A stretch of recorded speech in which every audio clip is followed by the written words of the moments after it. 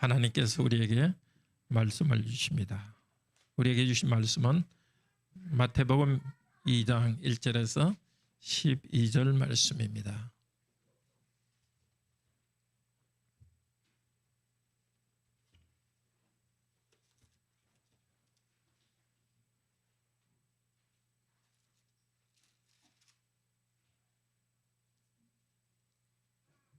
하나님 말씀을 들읍시다.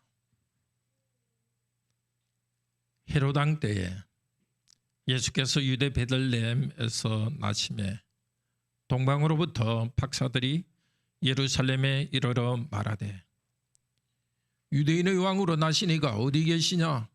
우리가 동방에서 그의 별을 보고 그에게 경배하러 왔노라 하니 헤롯 왕과 온 예루살렘이 듣고 소동한지라.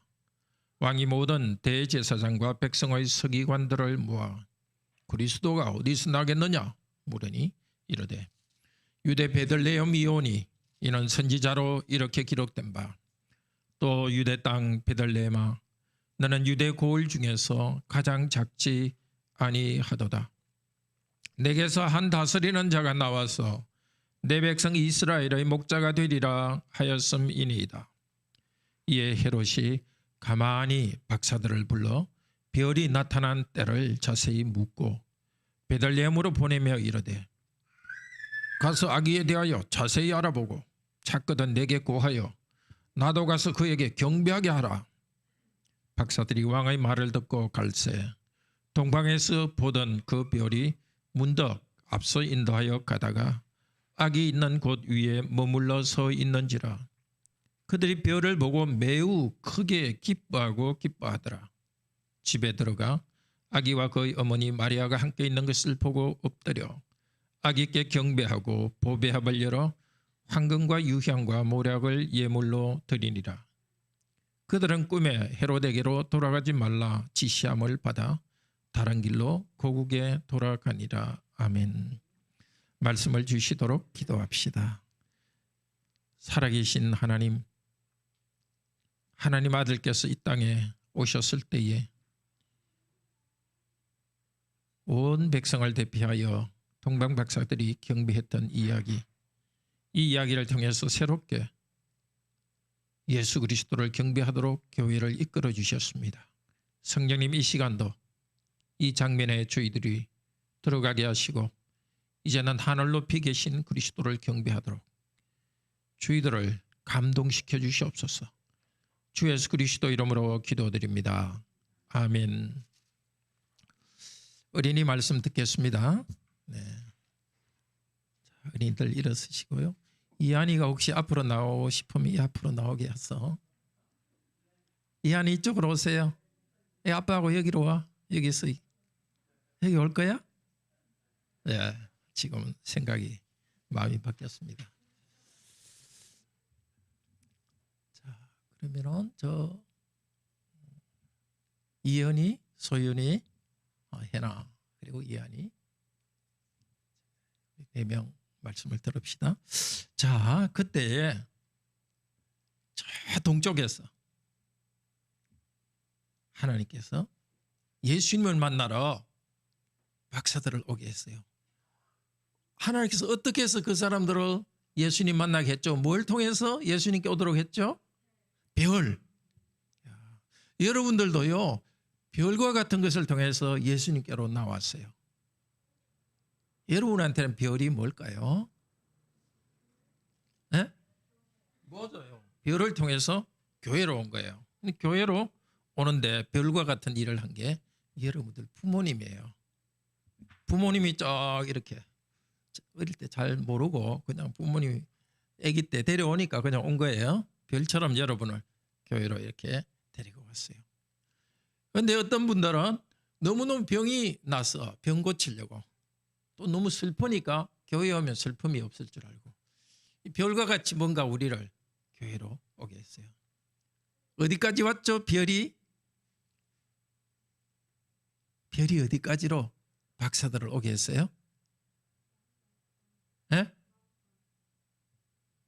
처음에 마국간에 가기 전에 제일 처음에는 어디로 갔죠? 그렇죠. 예루살렘에 헤롯 왕이 있는 거기 궁궐에 갔어요. 거기서는 하나님 말씀을 배웠어요. 처음에는 별을 따라왔는데 두 번째는 하나님 말씀이 어디서 예수님이 있다고 말했죠? 베들레헴에 있다는 걸 알게 돼요. 처음에는 몰랐어요. 별이 그냥 예루살렘까지 온 거예요. 두 번째는 말씀이 베들레헴까지 가기로 했어요. 우리 어린이 여러분들도 부모님 따라서 그냥 교회 왔어요. 별처럼. 두 번째는 지금 교회 계속 와서 말씀을 배우고 있어요. 말씀을 배우면 자세히 말씀이 여러분을 베들레헴에 예수님께로 가게 해가지고 예수님을 만나게 해줘요. 계속해서 여러분에게 별과 같은 부모님을 따라서 계속 교회에 옵시다. 그리고 교회에 와서 말씀을 계속 배우고 말씀을 읽으면 예수님을 만날 거예요. 마음속에 이제 별이 떠오를 거예요. 계속해서 하나님 말씀을 들읍시다. 앉으세요. 자, 왕이신 우리 주 예수 그리스도를 기뻐하며 경배합시다. 예수, 그 아기 이름을 예수, 그분은 메시아 그리스도로서 왕으로서 다스리십니다. 그분은 주님 여호와요 우리의 주인이십니다. 오늘 이 성탄에 우리 성령께서 우리를 인도하셔서 주님이신 왕이신 그분을 우리 모두 경배하게 해주시기를 소원합니다. 첫째로 하나님께서는 하나님 백성이 예수님께 와서 예배하도록 먼저 은혜로 인도해 주십니다. 두 번째로 왕이신 예수님을 저항하고 무관심한 사람도 있습니다. 세 번째로 우리는 동방 박사처럼 왕이신 예수 그리스도를 정말 기쁘게 예배 드리도록 합시다. 저 동방에서 박사들이 왔다 합니다. 동방은 어디인지 성경에 자세히 나와 있지 않지만 대개 동방이라 하면 저쪽 이스라엘 동쪽에 있는 이란이나 이라크 지역을 말합니다. 박사들은 마귀인데요. 거기서 매직이라는 영어 단어가 왔습니다. 마술. 그 사람들은 왕실에 있으면서 있던 공무원입니다. 저 별을 보고서 앞으로 미래가 어떻게 될지를 점치는 사람입니다. 그게 진짜가 아니라 그건 미신이죠. 그렇지만 이번에는 하나님께서 성령님을 통해서 이 그들의 미신인데도 그걸 통해 가지고 하나님께서 하시고자 하는 일을 했습니다.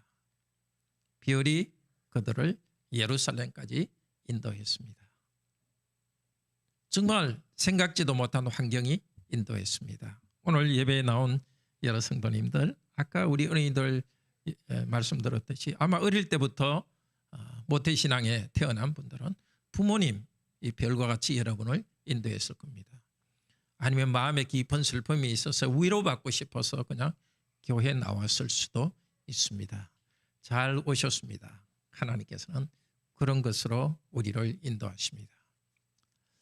예루살렘까지 갔습니다. 거기서 그들은 대제사장과 서기관들로부터 배웠습니다. 그 왕은 베들레헴에서 태어난다는 것을 배웠습니다. 서기관들도 대제사장들도 하나님의 말씀을 통해서 알았습니다. 말씀은 미가서 5장 2절입니다. 또 베들레헴 유대의 땅아 너는 유대 고을 중에서 가장 작지 아니하도다. 즉 제일 크다는 것입니다. 왜냐하면 너에게서 한 다스리는 자가 나와서 나의 백성 이스라엘의 목자가 되리라. 자, 여기 유대 고을이라는 것은 다스리는 자와 같은 말입니다. 다스리는 자. 그러니까 유대 지역의 여러 지역을 하나의 그 어떤 지역 관리들이 다스리는 곳이라는 뜻으로 그렇게 말한 것 같습니다. 유대의 다스리는 고을 중 한 다스리는 지역 베들레헴으로부터 다스리는 자가 나온다. 다스리는 자라는 것은 총독이라는 말과 똑같은 단어입니다. 로마에서는 총독을 파견해서 자기들이 로마 황제가 이스라엘 땅을 다스린다고 생각했지만 오실 메시아께서 그 땅의 참된 총독이고 다스리는 분입니다. 목자 왕에 대해서 쓰는 말입니다. 참 총독이요 왕이신 그분은 베들레헴에서 태어난다고 구약에서 예언되었고, 그리고 그것을 성경의 선생으로부터 배웠습니다.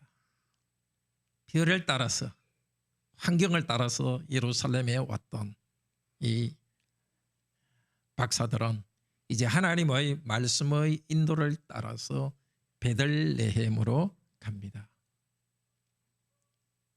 우리도 마찬가지입니다. 환경을 넘어서 하나님의 말씀이 그리스도께로 인도합니다. 과거보다는 더 좋은 신약 성경이 있어서 그리스도께서 누구인지, 이 왕과 또 다스리는 총독이요 목자신 그분이 어떤 분인지 더 잘 가르쳐 주는 분입니다. 계속해서 그냥 별과 같은 것에만 쳐다보지 맙시다. 부모님이 나를 교회에 오라고 했으니까 교회에 와야지. 부모님이 오라고 했으니까 교회에 안 가야지. 마음의 위로를 얻기 위해서 교회에 와야지. 교회에 와도 마음의 위로를 받지 못하니까 그만 나가야지. 거기서 머물지 맙시다. 말씀을 배우고 다시 말씀의 인도를 받아서 베들레헴까지 갑시다. 두 번째로 왕이신 그리스도에 저항하는 사람도 있고 무시하는 사람도 있습니다. 바로 헤롯 왕입니다. 동방박사들이 유대의 왕이 태어났다는 말을 했을 때 헤롯 왕은 완전 소동했습니다. 만약에 전쟁이 났듯이 막 소란했다는 것입니다. 참된 왕이 왔지만은 헤롯 왕은 자기의 경쟁자가 태어났다고 생각합니다. 자기의 왕권을 빼앗을 자가 왔다고 생각합니다. 그래서 그 박사들에게 가만히 물었습니다. 언제 그 아기가 태어났는지, 언제 별이 나타났는지. 가만히 물었다는 것은 비밀리에 물었다는 겁니다. 아주 비밀리에 아기를 죽이려고 생각했습니다. 만약에 헤롯 왕이 이 왕이신 예수 그리스도께 경배하고 그분을 따랐다면 정말 훌륭한 왕이 되었을 것입니다. 헤롯 왕은 나중에 거의 정신이 거의 미친 상태가 되어가지고 죽기 한 주 전에 자기 아들을 죽였습니다. 자기 아들이 반란을 일으킬까 봐서. 그렇게 잔인함으로 나아갔습니다. 만약 그리스도를 왕으로 인정했다면 참으로 선하게 지혜롭게 나라를 다스렸을 것입니다. 혹시 우리는 헤롯 왕과 같지는 않습니까? 내가 마음대로 살고 싶은데 주인이 왜 예수님이 주인이란 말이냐? 정말 예수님이 불편합니까?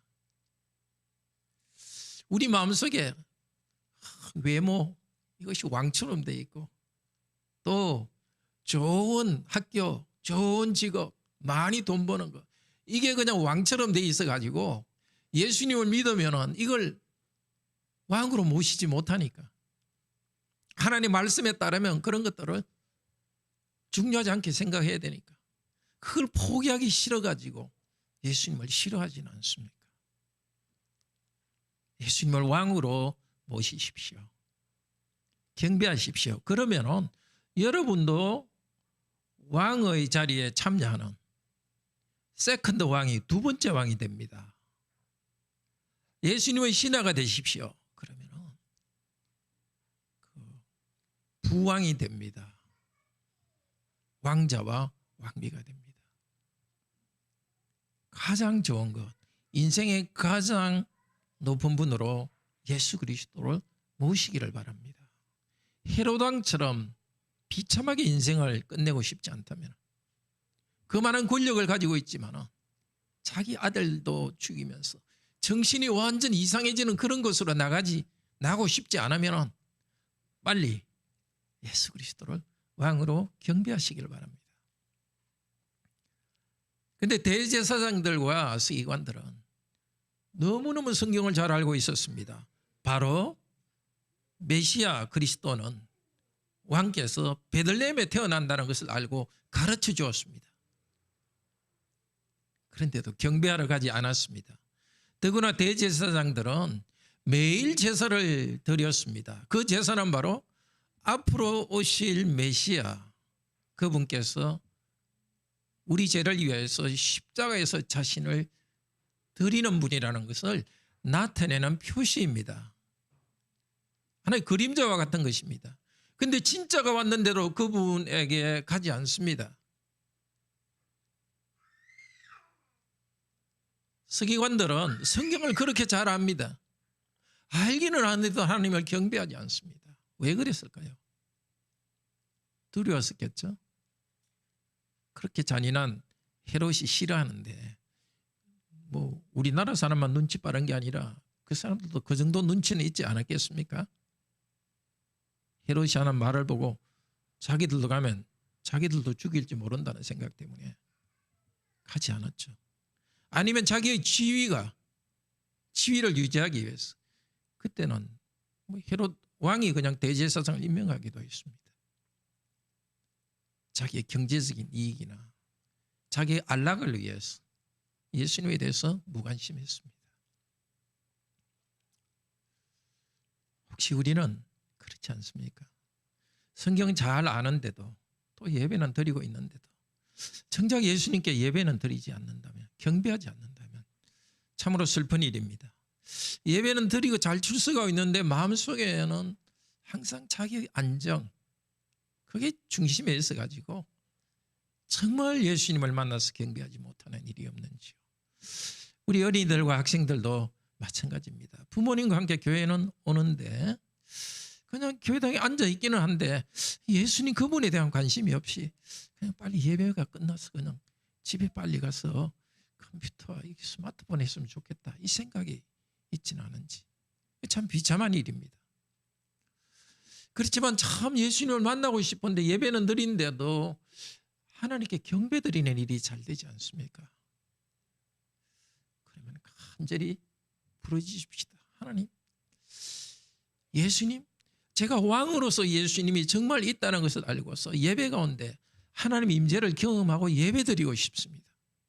이렇게 말씀을 듣는데 가슴이 무덤덤한 이것이 아니라 정말 하나님을 느끼는, 하나님을 만나는, 예수 그리스도를 만나는 체험을 주십시오. 간절히 기도합시다.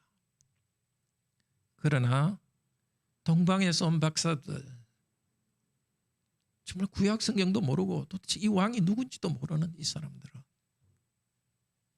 하나님께 왕이신 예수님을 기쁘게 경배했습니다. 우리도 본받도록 합시다.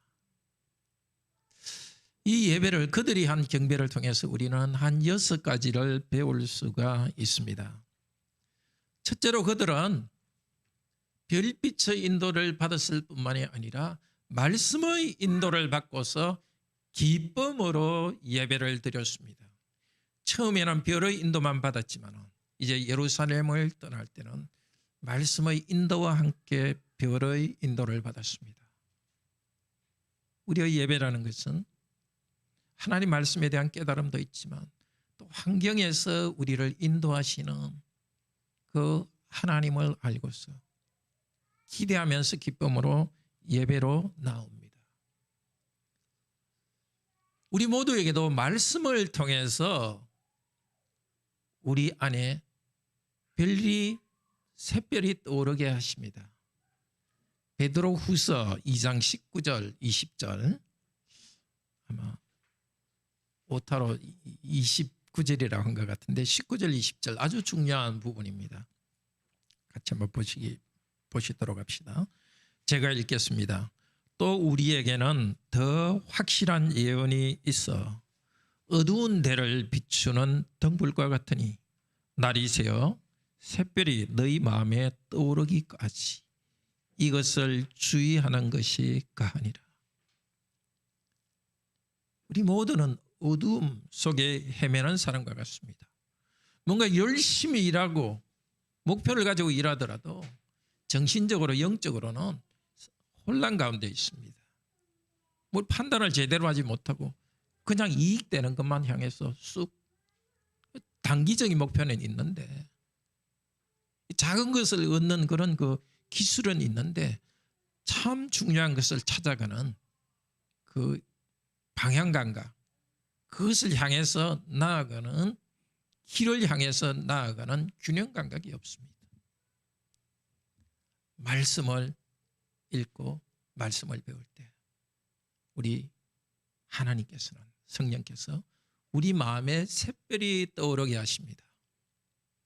말씀을 읽고 예배드려도 뭔가 별 차이가 없네. 아니, 어릴 때부터 성경을 읽고 예배드렸는데 뭐 믿지 않는 사람과 별 차이가 없네. 그만두지 마십시오. 너희 마음에 샛별이 떠오를 때까지 하나님의 말씀을 주의하고 바라보러 가십니다. 이미 예수 그리스도를 나의 주인으로 받아들이고 샛별을 경험하신 우리 모든 성도들도 매일 말씀을 읽을 때마다 간절히 사모하십시오. 샛별이 내 마음에 떠오르도록, 그리스도께서 내 안에 가득하도록 은혜를 주시도록, 성령께서 일하시도록 간절히 기도합시다. 매일매일 샛별이 내 마음에, 그리스도께서 내 마음에 떠오르도록 말씀을 계속 읽읍시다. 아니다, 이 정도에도 아니다 하고 그만두지 말고 될 때까지 계속해서 예배 가운데서 예배 오시고 성경을 읽으면서 그때까지 주의하도록 합시다. 그럴 때 큰 기쁨으로 나아갈 수 있습니다. 별빛이 말씀과 함께 그들을 인도할 때 큰 기쁨이 있었습니다. 두 번째로 그들은 사람의 눈에는 아주 초라해 보이는 이 왕에게 경배했습니다. 말구유에 짐승들과 함께 누워 있었습니다. 다른 집 애기들과 다를 바가 없었습니다. 엉애엉애 울고 똥오줌 싸고 엄마가 젖을 먹이고, 뭐 옷도 왕족의 옷도 아니고 다른 애기들보다 더 초라합니다. 그렇지만은 하나님의 말씀에서 바로 거기에 왕이 태어났다고 말했기 때문에 그 말씀을 믿고서 그 아이를 왕으로 알았습니다. 느낌이 아니라 외관이 아니라 말씀의 지시를 따라서 그대로 인정하고 고백했습니다. 이제 그 예수 그리스도는 베들레헴의 구유가 아니라 하늘 높이 몸을 가지고 계십니다. 그리고 이 땅에서는 말씀을 통해서 말씀 가운데 우리 안에 샛별로 떠오르면서 함께 계십니다. 여전히 높이 계신 그리스도는 영광스럽지만 땅에 계신 그리스도는 여전히 초라합니다. 예수 그리스도는 항상 십자가에 달리신 분으로서 이 땅에 계십니다. 예수님 믿으면 신비한 가운데 들어가고 예수님 믿으면 모든 것이 잘 되고 그렇게 나타내시지 않습니다. 오직 우리의 죄 때문에 십자가에 달려 돌아가신 예수 그리스도의 복음을 교회가 전하도록 하셨습니다. 십자가에 달리신 그리스도의 복음을 전할 때에 우리는 죄 용서받고 우리는 성령님을 통해서 새롭게 됩니다. 교회에서는 아주 체계적인 철학이나 사상을 전하지 않습니다. 그것을 찾는 사람은 교회 와서 실망합니다.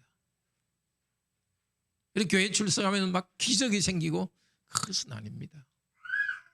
고린도전서 1장 23절에서 25절은 말합니다.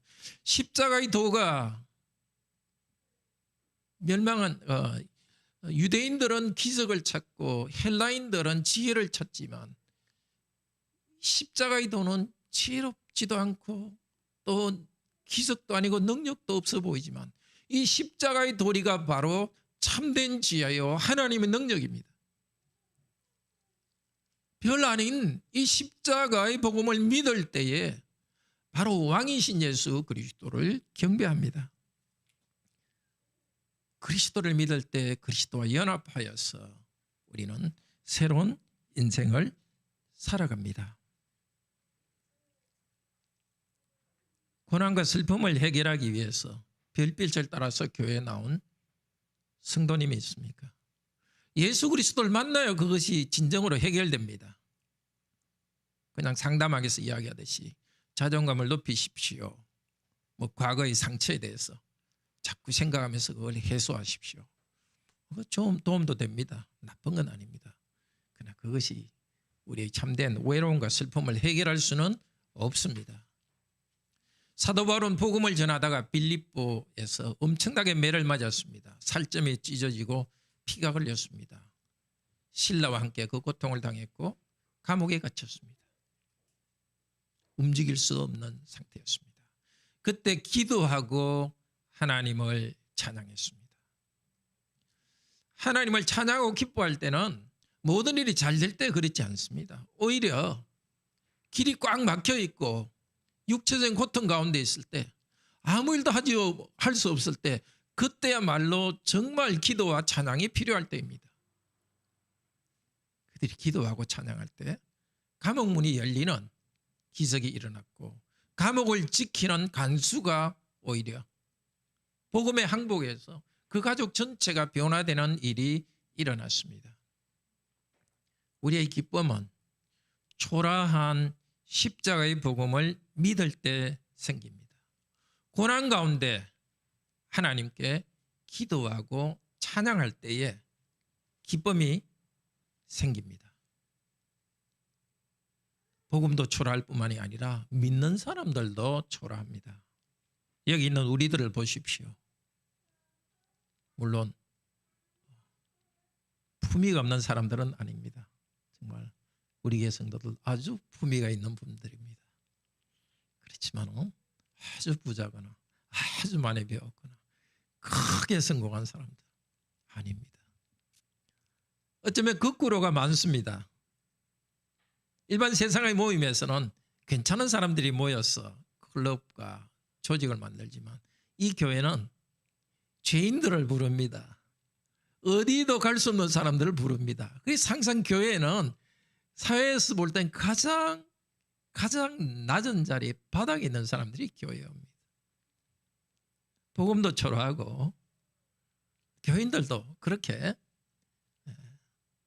사람들이 선망할 만한 사람도 아닙니다. 복음 전하는 사람도 명강의하는 그런 사람들이 아닙니다. 그냥 소박하게 복음을 전하고 뭐 복음 전하는 사람의 사례도 연봉 수억이 되는 그런 사람도 아닙니다. 소박하게 그렇게 살아갑니다. 그러나 이런 소박한 복음, 소박한 그리스도인, 소박한 볼품없는 복음 사역자, 이 공동체 이것을 통하여서 기쁨의 예수 그리스도를 만납니다.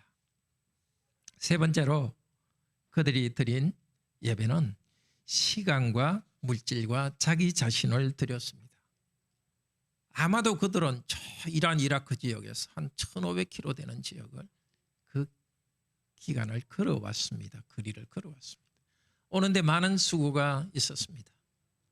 우리도 하나님을 경배하기 위해서는 시간을 바쳐야 됩니다. 토요일은 적어도 좀 일찍 자야 되고 주일에 예배에 집중하기 위해서 뭐 예배 전에 무슨 TV를 한참 본다거나 그 유튜브 한참 본다거나 이렇게 해가지고 그 예배에 집중하는 일을 방해해서는 안 되죠. 또 주일에는 다른 일을 가급적 절제하면서 조용히 받은 말씀을 묵상하고 또 가족끼리 또 보냅니다. 예배에 집중하기 위해서 우리는 이 시간을 바치고 그러기 위해서 6일 동안 더 열심히 일해야 됩니다. 열심히 일하지 않으면 이게 경제가 힘들고 또 성취감이 없기 때문에 주일에 예배 드리려 해도 이게 예배가 되지 않습니다. 할 일이 계속 생각나고 물론 사업이나 경제가 힘들고 앞으로 할 일이 있더라도 우리는 믿음으로 맡깁니다. 그 믿음이 당연히 있습니다. 그렇지만 그것과 함께 동시에 있어야 될 게 6일 동안 힘껏 일해야 됩니다. 또 주일에 예배 드리는 사람은 6일 동안 일하는 것도 하나님께 드리는 예배입니다. 하나님 앞에 하듯이 합니다. 예수 그리스도를 경배하기 위해서는 그분께 시간을 드려야 됩니다. 이 예배 시간을 드려야 됩니다. 코로나 때문에 우리가 다 계속 예배드리지 못하는 시간들이 있고 화상으로 예배드릴 때가 있었습니다. 이제는 3부 예배로 드리면서 목사인 저도 많이 수고해서 모든 성도들이 예배에 참석할 수 있도록 했습니다. 그런데도 예배에 참석하지 않는 것은 정말 옳지 않습니다. 시간을 내십시오. 집에 앉아서 화상으로 보면 그거는 부족한 예배입니다. 어쩔 수 없을 때 그렇게 하지만 할 수 있을 때도 그렇게 하지 않는 것은 나쁜 일입니다. 예배를 드리기 위해서는 물질을 바칩니다. 그들은 황금과 유향과 모략을 예수님께 바쳤습니다. 지금 예수 그리스도는 하늘에서 영광 중에 계시기 때문에 예수님은 돈이 필요 없습니다. 그렇지만 땅에 있는 예수님의 몸은 물질이 필요합니다. 여기 예배 드릴 공간이 필요하고 또 목사의 생활 지원이 필요하고 특별히 우리 공동체 중에 물질이 필요한 성도들을 위해서 우리는 바칩니다. 그리스도의 몸에게 바치는 것이 바로 그리스도에게 바치는 것입니다. 특별히 우리 당회와 재직회는 내년부터 우리 자녀들을 위해서 한 달에 10만 원씩 교회에서 지원하기로 했습니다. 임신하는 순간부터 그다음에 만 5살 될 때까지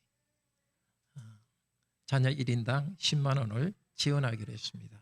그렇게 생각한 데는 이 교회는 하나님의 공동체로서 생존하고 번성하는 그 사명을 받았기 때문입니다. 그러나 성도들이 재정 문제 때문에 결혼을 꺼리거나 결혼을 했는데 재정 문제 때문에 자녀를 출산하는 것을 꺼린다는 것은 옳지 않다고 생각했습니다. 그래서 자녀를 두지 않는 성도들도 정말 이 교회 공동체가 하나님의 가족으로서 번성하기 위해서 힘껏 헌금하고 우리가 재정적으로도 함께 교회의 자녀를 양육하기로 했습니다. 또 더 힘이 되어서 교회의 우리 어머니들에게 다른 성도들이 좀 시간을 내어서 아기 봐주는 일을 통해서 교회가 함께 양육하도록, 물론 가장 중심에는 하나님 말씀을 우리 자녀들이 함께 듣고 또 성도들이 다른 자녀들을 말씀으로 양육해서 믿음을 키우는 데도 우리는 공동으로 양육할 것입니다. 동방 박사들이 바친 또 우리가 바칠 가장 중요한 것은 우리의 삶 자체입니다. 시간과 물질 그것이 아니라 우리 몸 전체와 생각과 말과 행동 전체가 예수 그리스도께서 받을 수 있는 것으로 드립니다. 바칠 때에 물질을 바치고 시간을 바치고 우리 자신을 바칠 때 우리가 손해보는 것이 아니라 우리는 새로운 존재로서 그리스도께 연합된 존재로서 물질 생활을 하고 모든 시간을 살아갑니다. 네 번째로 참된 예배는 예수님이 누구이신가를 바로 고백하면서 예배합니다. 그들은 그냥 그분이 단순히 왕이라고 생각했습니다. 어떤 왕인지 몰랐습니다. 그런데 말씀을 통해서 다스리는 자, 총독이라고 배웠습니다. 목자라고 배웠습니다. 목자는 왕에 대한 표현이기도 하지만 나중에 성경에서는 이 목자가 누구인지 예수님이 가르칩니다. 요한복음 10장 11절에서 나는 선한 목자라 선한 목자는 양들을 위하여 목숨을 부린다. 왕이신 이분은 백성들을 위하여 자기 목숨을 버려서 백성들의 죄를 다 책임지고 백성들을 거룩하게 하는 분입니다. 그때 박사들은 이 목자가 그런 역할을 한다는 것은 몰랐습니다. 그렇지만 목자라는 사실 그 단어는 알았습니다. 그렇게 우리는 배워갑니다. 우리 자녀들도 교회에서 배우는 것들 지금 잘 모릅니다. 많은 것들은.